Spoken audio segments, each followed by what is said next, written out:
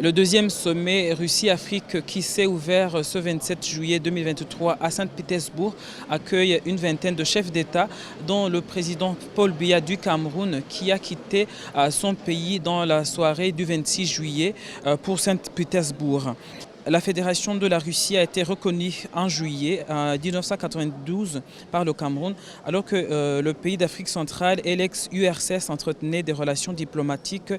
depuis février 1964. Le dernier accord en date entre le Cameroun et la Russie a été signé à Moscou le 12 avril 2022 et concerne le volet de la défense. Un accord signé en plein conflit russo-ukrainien et qui répond aux principes de politique étrangère du Cameroun, basé sur la non-ingérence dans les affaires internes des États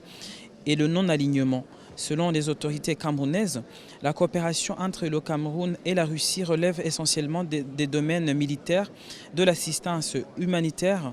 et le volet commercial et économique reste très peu développé.